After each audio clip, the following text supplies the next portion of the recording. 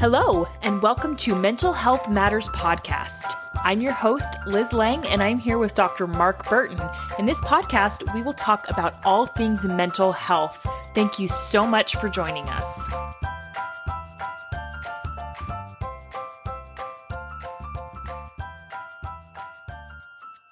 Hey guys, Liz Lang here with Dr. Mark Burton, and this week we're going to talk about feminism and masculinity. So I think it's a good topic to discuss, maybe just kind of from the aspect of how it's evolved over the years and kind of what it looks like today, maybe some of the benefits, some of the negatives that Mark and I might have noticed, and well, you're going to notice as you hear Mark talk that his voice is a little more masculine I today. have a nice deep voice. I got a positive test for COVID yesterday.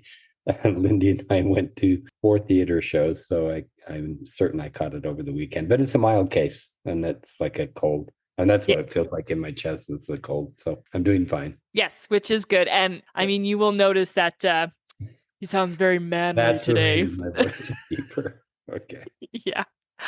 Okay, so we're going to start off by talking kind of what I guess the modern definition of feminism is and masculinity. So, Mark, why don't you go ahead and start? We'll do it this way. Tell me what you think of when you hear the word feminism. Oh, that is such a good question. Uh-huh. I think of women who want to be treated as equals.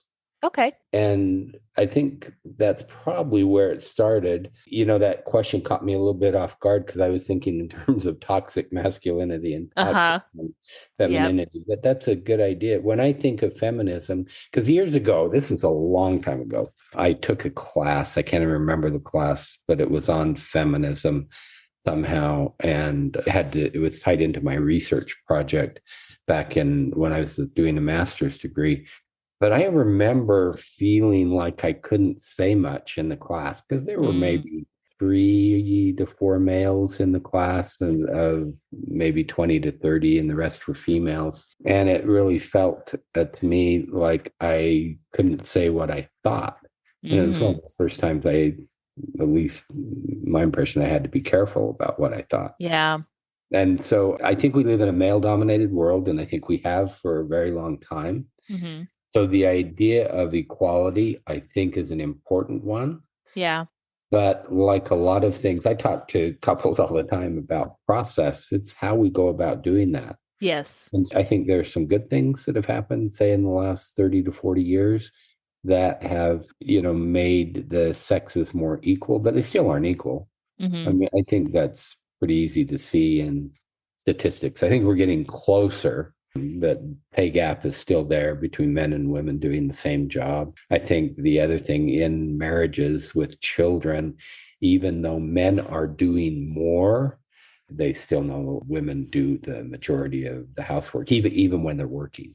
Right. So, you have 2 income earners and both are out working. And I actually hear that often in my office, where that is one of the issues because it feels unfair. We can go into later what I think is driving this, at least from my perspective of who I see in my office. But I think women want a fair life and they should have one. And I agree with that. So I think feminism is about that. Okay. So it's about getting equality.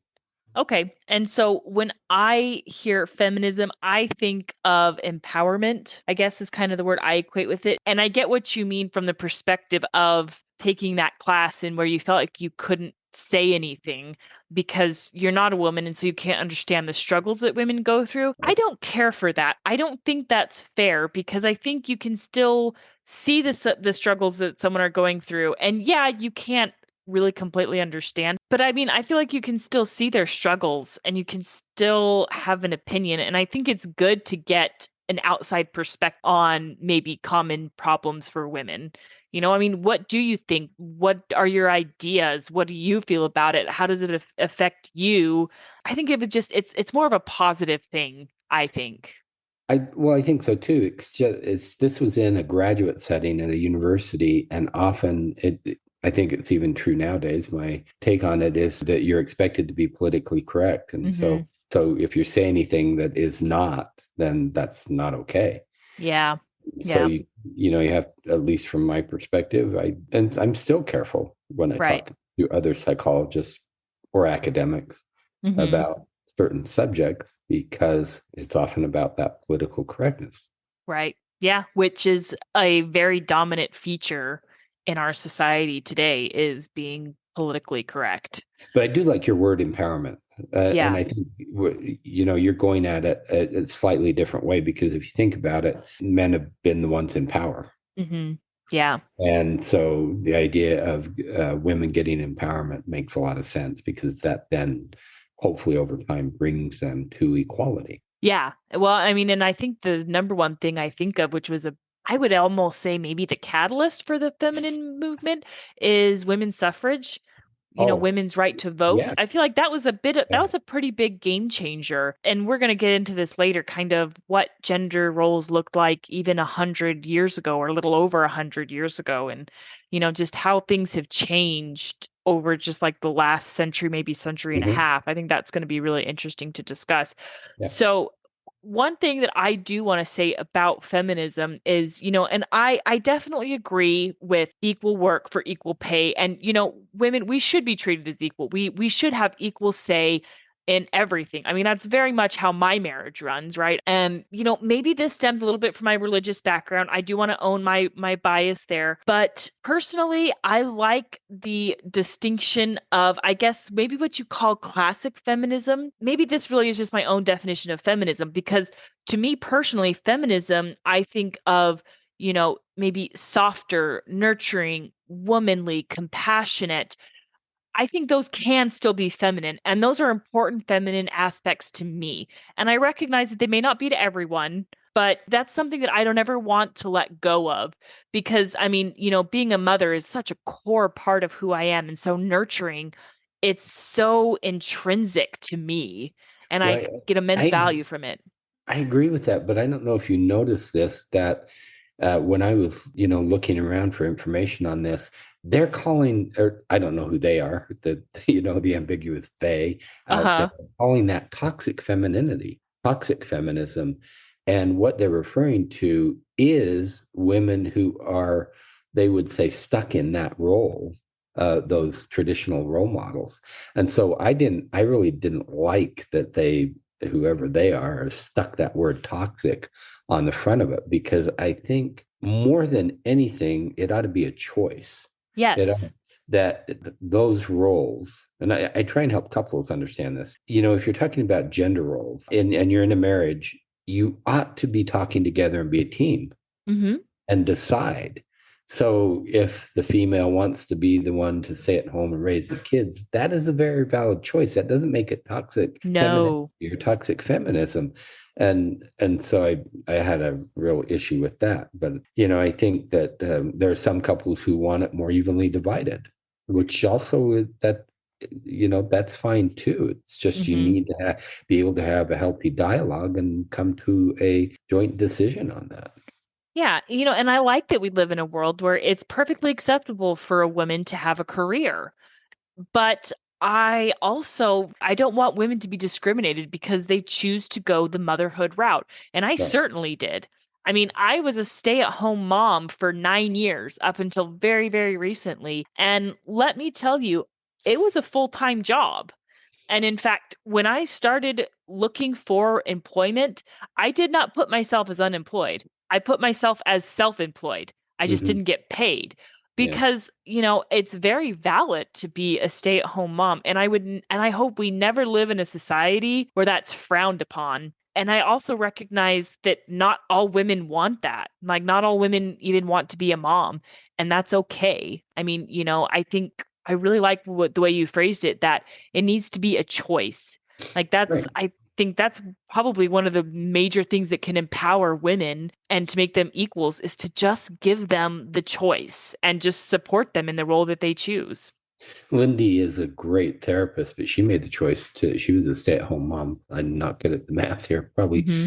15 to 20 years at least, Yeah. because there's a 10-year age gap between our oldest and youngest, and she did not go back to school until Chase was, over 10. So Hmm.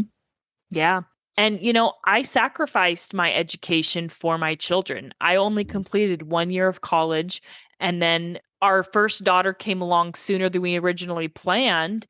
And so I put my education on hold. I don't regret that at all. And I knew when I got married that that was a possibility. I knew that, once we had kids, that I would step away from the role of student and step into mom. And Yeah. I was okay with that. I was perfectly happy. I don't regret any way, shape, or form putting off my education for my kids. I mean, Mhm. I'll get to go back. I mean, I've got plenty of time. I mean, universities aren't going anywhere, but my Right. kids are only little for so long. But, I also admire women who graduated with kids.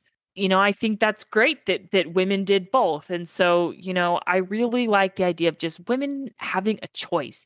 Do what you want, and society needs to just be okay with it. Just Mm. support you. If you want to be, a nurturer, or if you want to be kind of like, I guess maybe softer feminism, maybe more the classic feminism role, that's okay. I don't think there's Right. anything wrong with that. Right. So now let's do the same thing for masculinity. When you think Well, of I think that's hard.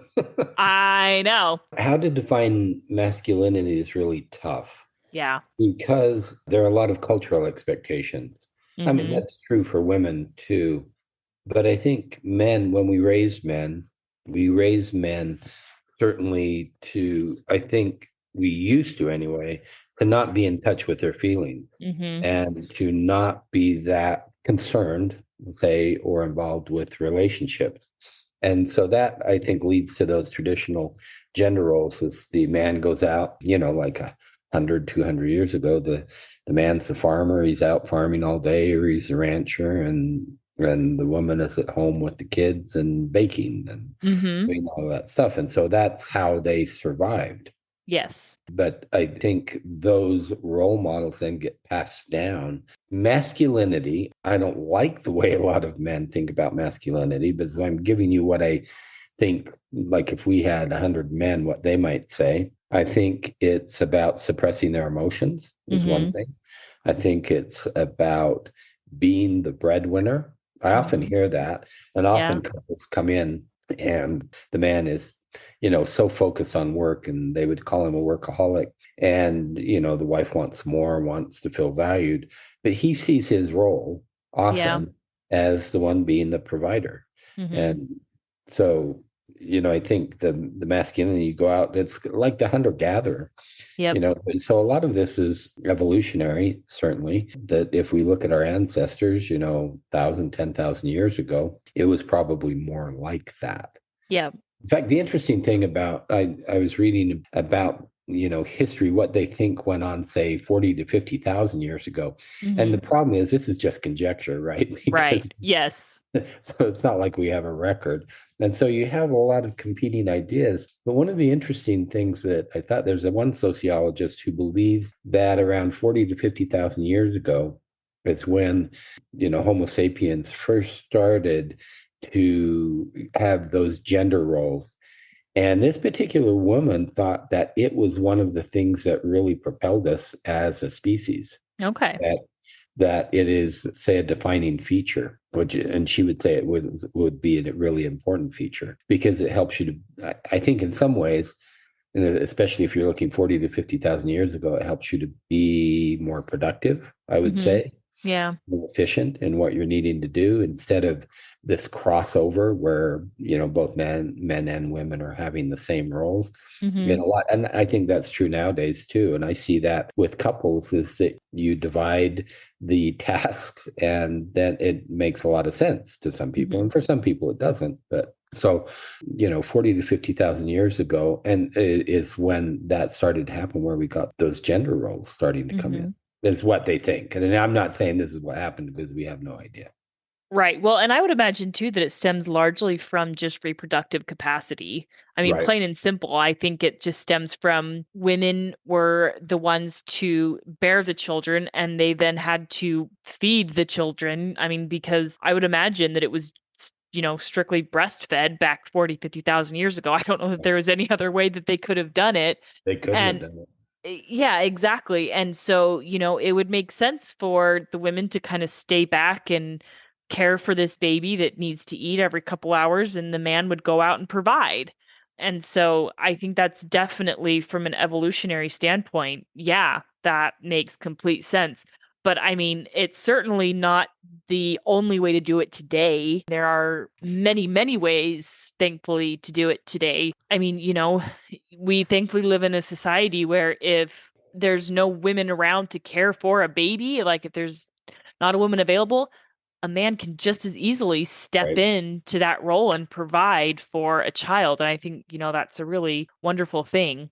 So when I think of masculinity, I think of Gaston from Beauty and the Beast.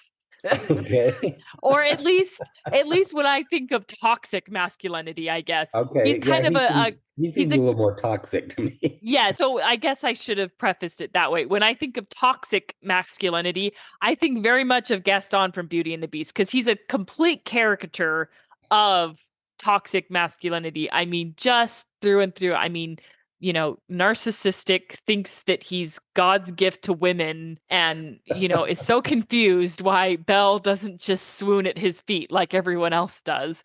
But, I mean, I guess aside from that, and maybe this is what my ideal masculinity or what I like in masculinity, or maybe this is my preference of what I prefer. And so I very much think of, a protector, Mhm. provider, a leader.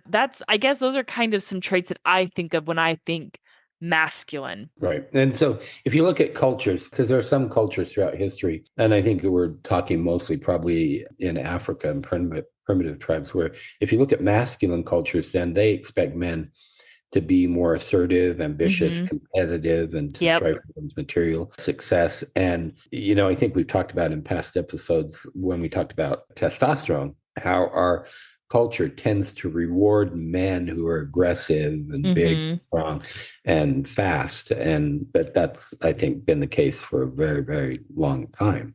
Mm-hmm. And so women in masculine cultures, women are expected to serve and care for, the quality of life for children of the weak. Now, if you have feminine cultures, then those are defined by really more overlapping roles for the Okay. section. And so in those cultures, men don't necessarily need to be ambitious or competitive, but they would go for a different quality of life completely. And so I wonder if what a lot of people are wanting, a lot of women, and who, if we go back to feminism, is to get more to that place where we have overlapping Mm-hmm. roles for the sexes. And honestly, I think it works pretty well.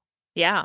And I agree with that. And I think in today's culture, I think gender is a lot more fluid Hmm. than it once was. I mean, men can be very nurturing. They can be sort of softer. They can be more caring, compassionate. That's definitely something that men can be. You can be feminine. You can be more emotional and more in touch with your emotions. And women can very much be more masculine.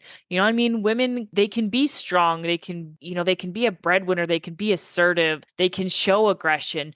And that's more accepted. Right. And what I've found in my work with gay couples, Hmm. one of the things that I think we can learn from gay couples, either gay males or lesbians, is their well, I mean, if you think about it, they don't have those typical gender roles, Right. right? They aren't going to be defined that way. And so necessarily they have to talk about it. Hmm. They have to talk about it and decide what is going to be in that particular relationship. And I'm not saying I see any one way that is Hmm. always the way it is in gay relationships. I don't. What I see is that they're more flexible Yeah. in their roles. And I think we can learn a lot from those, that it's okay to be flexible in those roles. Hmm. So I think one of the things that I wanted to mention was, what are the influences then Okay. in our culture today that shapes our ideas of feminism or femininity and masculinity? And I think there are probably more than these, but here are four different things. I think Yes. media has a tremendous influence on how we think of gender roles. I think economics does, and I'll go into Okay. why I think that. education and workforce, which I think is pretty tightly tied to that economics. And then when you mentioned just a bit ago, religion. And Mm-hmm. often religion is going to have, there are some religions, not all, but there are some religions who still have some fairly set guidelines or expectations, I guess you might call it, Mm-hmm. as far as what the gender roles are. And so I think if we start with media, I don't know if I've ever, sometimes I do get on my soapbox and complain, but I think media is not good for people generally because, and it's usually an advertisement is where Mm-hmm. we see it. We talked about this, I think, in one of the recent ones about sex sells, and Yep. in one about sexuality. And so what we see are these idealized versions of women, or not, I don't know if they're idealized. They're they're what they think will sell whatever the product is, but Mm-hmm. they tend to be like if you do an analysis of TV, for instance, then they'll show women in mostly in the home doing Mm. home type things. Yeah. And men are outside the home. It's rare that you're going to see an ad where the man is in the home doing the housework. But Mm-hmm. that's probably what they ought to have. But see, if you think about media, that's not their target audience. It should be. I mean, who's going to buy the cleaning supplies? And I do in my house. I buy the Yeah. cleaning supplies, but Okay. actually I buy what Lindy tells me to buy. I'll be Okay, so you buy what Lindy tells you to buy, but I mean, that's a pretty classic gender role right there, if I do say so myself. But I um, mean, there's nothing wrong with it. I mean, it's fine. I know. Which is fine. I don't care. And Yeah. she has particular desires as far as her cleaning supplies. I'll go to Costco and she'll tell me what to buy. So I think media is one of the big influences. And I think that there are certainly some advertisements nowadays that show women in the workplace. I'm Mm-hmm. not saying it never happens, Yeah. but it doesn't happen as often as it should. I think economics, and the education and workforce, education became more accessible to women Mm-hmm. because it didn't used to be. And because of the economic condition, there are a lot of two earner households. Mm-hmm. And so Yes. women then entered the workforce. And I think once they entered the workforce, then that starts that whole idea of we should be getting that equal pay for equal work, which Mm-hmm. should be happening, but it doesn't happen all across the board. And so I think those are things that have started to drive the way we think about feminism and masculinity in a different way. And then religion, there are certainly some religions who are more patriarchal Mm-hmm. in their design. And so that can have an influence, certainly, on the roles that men and women play in marriages. I think the other thing that I just thought of is sports. Now, Mm.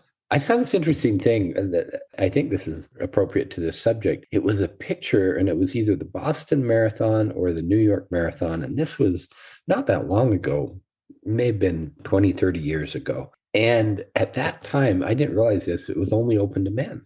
Hmm. And so you had to be a male to run in the marathon, and some woman got somehow snuck in and Interesting. started Okay. running. And so the pictures are of the officials dragging her off the course Hmm. because for some reason a woman couldn't run a marathon. And so I think one of the things that has certainly changed in a good way is the acceptance of women in sports and Yeah. soccer, Yeah. especially. I think I don't follow sports that much, but I know soccer's a big one. I think basketball is Mm-hmm. certainly tennis. I don't know what the others are, but I think that nowadays, when I was growing up, in high school, the females didn't play Hmm. sports certainly at Okay. all. And now I think in every high school they do. Oh yeah. Yeah. I mean, that sounds weird to me. Yeah, it didn't used to be that way. Yeah. Yeah. I mean, I can't imagine there being a sport and not like, because in my high school, if there was a boys team, there was almost always a girls team. I mean, as long as there's enough interest, right? Right. Like, Here's my plug for government a little bit. It was Title IX is the thing that changed that. oh, And okay. so the government came in and said, you have to do this, and Okay. here's some money to do it. And so it was one of the things that was forced on school districts by government, which I think, ended up being a good thing.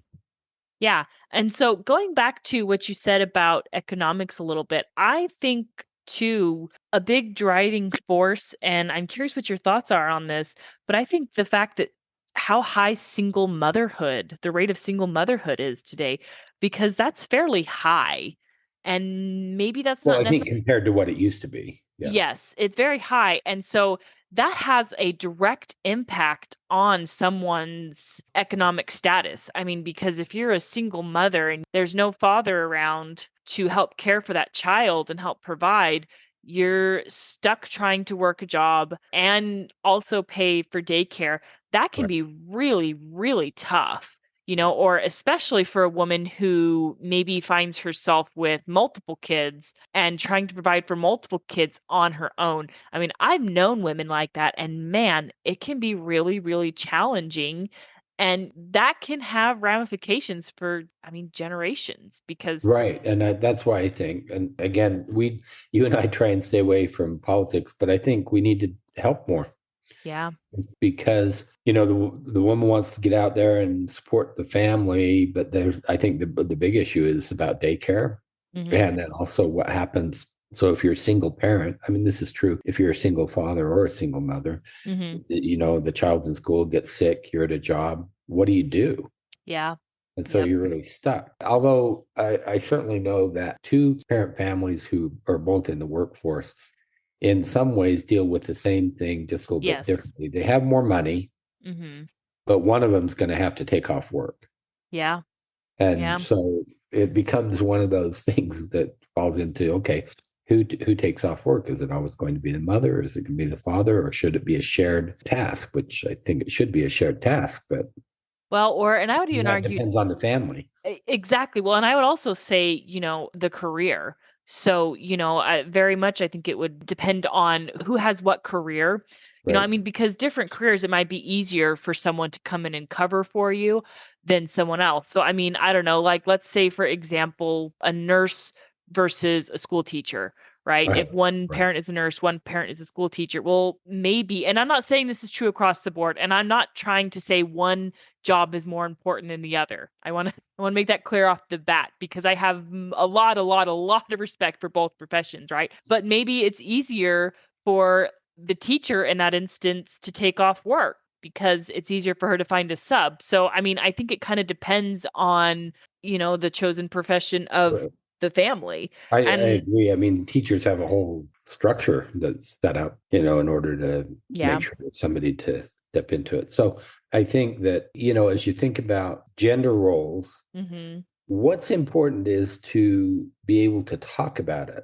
And so one of the things I see in the office a lot with couples is that men have trouble with the emotional piece.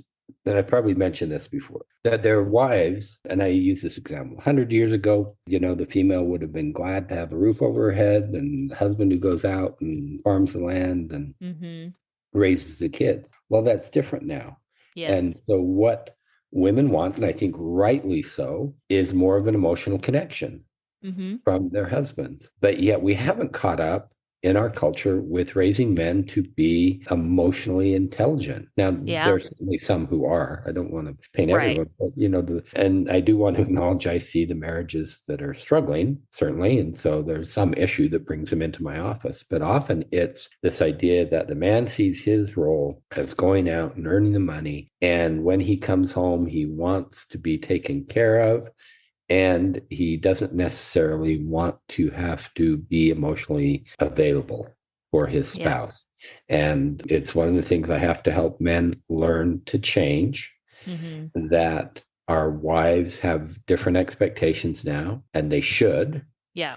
and that I really believe it's just a skill Mhm. that men can learn. And so a lot of my practice is about helping men understand that and how to do it. Yeah. So I just thought of something that I think has a major, major impact that I don't know why we didn't think of before, and that is the prevalent use of birth control.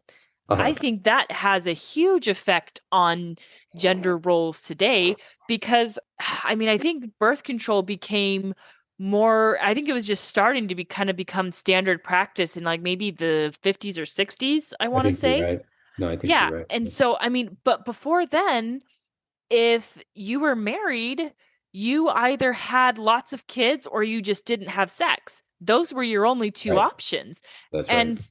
And so couples who chose to continue to be sexually active, the women almost had to stay home because she kept having kids over and over and over again. And, that's not the case anymore. You also think of in the 1800s, the roles then, it was very much bigger families were better because the more kids you had, the more help you had on the farm or, on the homestead or however, whatever it was you did to provide, the more kids you had, the better.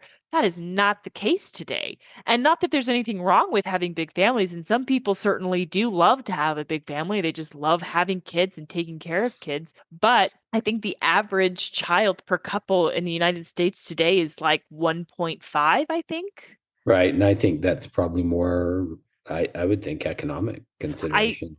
I think so too. Yeah, I think that definitely has a factor. But I mean, birth control had a huge role in, I guess maybe the advancement of feminism, because all of a sudden a woman can choose not to have a child. And so, I think that plays a huge role in it.